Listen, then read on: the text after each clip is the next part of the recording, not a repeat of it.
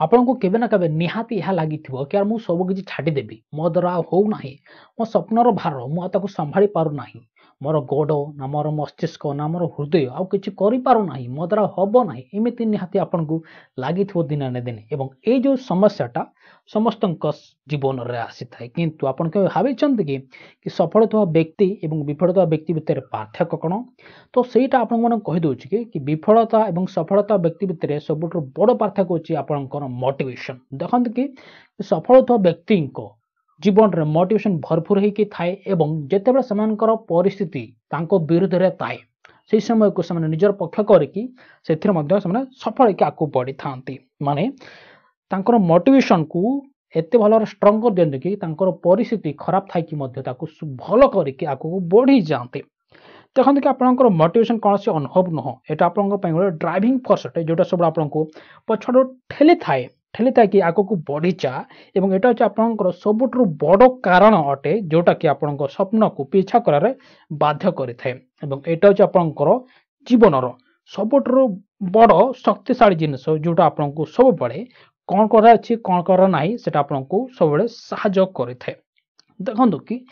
ସବୁଦିନ ସବୁବେଳେ ମୋଟିଭେଟ୍ ହେଇ ରହିବା ଏତେ ସହଜ କାମ ନୁହଁ। ଲାଇଫରେ ବହୁତ ସମସ୍ୟା ଆସେ, ଜୀବନରେ ଆପଣଙ୍କୁ ବହୁତ ଚ୍ୟାଲେଞ୍ଜେସ୍ ସାମ୍ନା କରିବାକୁ ପଡ଼ିବ। ଯେମିତିକି ଆପଣଙ୍କ ଜୀବନରେ ଆପଣଙ୍କୁ ବିଫଳତାର ସ୍ୱାଦ ଚାଖିବାକୁ ପଡ଼ିବ ଏବଂ ଯେତେବେଳେ ବିଫଳତା ଆସେ ସେତେବେଳେ ଆପଣଙ୍କୁ ବାଧା ମଧ୍ୟ ଲାଗିଥାଏ ଏବଂ ସେତେବେଳେ ଆପଣଙ୍କୁ ନିରାଶ ହେବାକୁ ଲାଗିଥାଏ। ଏବଂ ସେହି ସମୟରେ ଦେଖିବେ କି ଆପଣଙ୍କର ପାଦ ନା ଆପଣଙ୍କର ମସ୍ତିଷ୍କ ନା ଆପଣଙ୍କ ହୃଦୟ ସେତେବେଳେ ବହୁତ ଦୁଃଖରେ ବା ଯନ୍ତ୍ରଣାରେ ଗତି କରୁଥାଏ, ବୁଝିପାରିଲେ? ତ ସେହି ସମୟରେ ଦେଖିବେ କି ବ୍ୟକ୍ତି କି ବହୁତ ନିରାଶ ହେଇଥାଏ ଏବଂ ସେତେବେଳେ ତାର ହୃଦୟରୁ ଏବଂ ତାର ମନରୁ ମଧ୍ୟ ସେ ଧୀରେ ଧୀରେ ଆଶା ହରାଇ ବସେ। କିନ୍ତୁ ସେ ସମୟରେ ଯେଉଁ ବ୍ୟକ୍ତି ଉଠିକି ଆଗକୁ ବଢ଼ିଥାଏ ସେ ବ୍ୟକ୍ତି ହିଁ ସଫଳତା ହାସଲ କରିଥାଏ। କିନ୍ତୁ ସେହି ସମୟରେ ଆପଣ ଦେଖିବେ କି ଯେତେବେଳେ ବ୍ୟକ୍ତି ଫେଲିୟର ସାମ୍ନା କରିଥାଏ, ଯେତେବେଳେ ତାକୁ ବାଧା ସାମ୍ନା କରିବାକୁ ପଡ଼ିଥାଏ, ନିରାଶ ସାମ୍ନା କରିବାକୁ ପଡ଼ିଥାଏ ନା, ତାର ଗାଡ଼ି ଆଗକୁ ବଢ଼େ ନାହିଁ, ସେଇଠି ହିଁ କେବଳ ସେ ଅଟକିକି ରହିଯାଏ। ତ ଭାବନ୍ତୁ କି ସବୁଦିନ ଏମିତି ମୋଟିଭେଟ୍ ରହିବା ପାଇଁ ମୋତେ କ'ଣ କରିବାକୁ ପଡ଼ିବ? ଦେଖନ୍ତୁ କି ଆପଣଙ୍କୁ କହିଦେଉଛି କି ମୋଟିଭେସନ୍ ସବୁଦିନ ରହିବା ପାଇଁ ହେଲେ ନା ଆପଣଙ୍କୁ ବେଶୀ କିଛି କରିବାକୁ ପଡ଼ିବ ନାହିଁ। କିନ୍ତୁ ତା ପୂର୍ବରୁ ଆପଣଙ୍କୁ କିଛି କଥା କହିଦେଉଛି। ଦେଖନ୍ତୁ କି ମୋଟିଭେସନ୍ ବା ଆପଣଙ୍କୁ ପ୍ରେରଣା ଆପଣଙ୍କୁ ଦୁଇ ଜାଗାରୁ ମିଳିଥାଏ। ଗୋଟେ ହେଉଛି ଆପଣଙ୍କର ଭିତରୁ ଆଉ ଗୋଟେ ହେଉଛି ଆପଣଙ୍କର ଆଖପାଖରୁ। ଦେଖନ୍ତୁ କି ଆପଣଙ୍କ ଭିତରୁ ଆପଣଙ୍କ ପାଇଁ ଏହା ଆସେ କି ମୁଁ ଏଟାକୁ କାହିଁକି ଆରମ୍ଭ କଲି। ଏଟା ଆପଣ ନିଜକୁ ପଚାରନ୍ତୁ କି ଏଟା ମୁଁ କାହିଁକି ଆରମ୍ଭ କଲି, ଏଟା ମୋ ପାଇଁ କ'ଣ ଜରୁରୀ ଅଟେ କି, ଏଟା ମୁଁ କାହିଁକି କଲି ଏବଂ ମୋ ପାଇଁ ଜରୁରୀ ଅଟେ କି, କ'ଣ ପାଇଁ ଜରୁରୀ ଅଟେ। ଏଟା ଆପଣଙ୍କର ଫ୍ୟାମିଲି ପାଇଁ କରୁନାହାନ୍ତି ତ, ବା ଆପଣ ନିଜକୁ ହିଁ ନିଜ ପାଖରେ ପ୍ରମାଣ କରିବା ପାଇଁ ଆପଣ କରୁନାହାନ୍ତି ତ, ଏଟା ଆପଣଙ୍କର ଭିତରୁ ଆସିଥାଏ। କିନ୍ତୁ ଆପଣ ଯେତେବେଳେ ବାହାରୁ ଦେଖିବେ ତ ସେଟା ଦେଖିବେ ଆପଣ କୌଣସି ବ୍ୟକ୍ତିଙ୍କୁ ଦେଖିଲେ କି ନାଇଁ ଦେଖ ସେ ବ୍ୟକ୍ତିଟା ଗରିବ ଥିଲା, ଗରିବରୁ ସେ ସଫଳ ହେଇଗଲା, ଏମିତି ଆପଣ ଇନ୍ସପାୟାରିଂ ବା ପ୍ରେରଣାଦାୟକ ଆପଣ ଷ୍ଟୋରି ଶୁଣିଲେ ବା ଆପଣଙ୍କର ରୋଲ୍ ମଡେଲ୍ ବା ଆପଣ କୌଣସି ଆକ୍ଟର ହେବା ପାଇଁ ଚାହୁଁଛନ୍ତି କିନ୍ତୁ ଆପଣଙ୍କର ଆକ୍ଟର ହେଉଛି ଭଲ ଆକ୍ଟର ଯାହାକୁ ଆପଣ ଅନୁସରଣ କରୁଛନ୍ତି ଏବଂ ଆପଣ ମଧ୍ୟ ସେଇ ଆକ୍ଟର କରିବା ପାଇଁ ଚାହୁଁଛନ୍ତି ବା ଆପଣଙ୍କର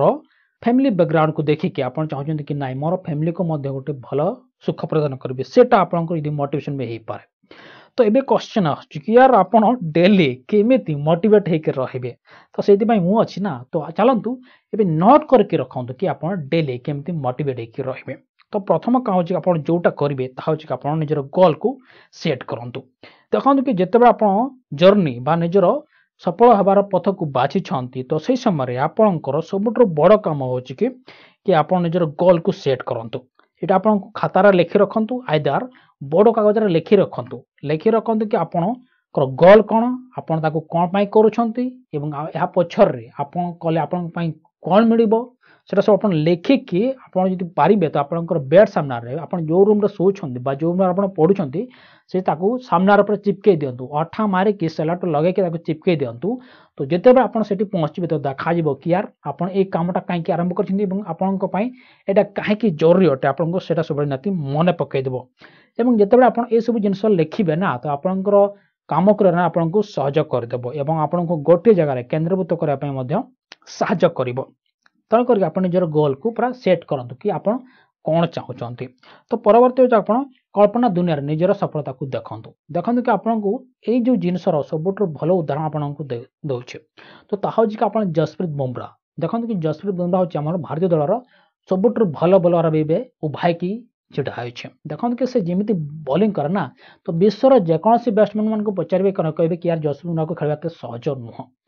तो ये जो बॉलरटा आज सफल होवार मुख्य कारण कौन जानते से भिजुआलाइज करे प्लान करे से काम करे तो देखिए कि से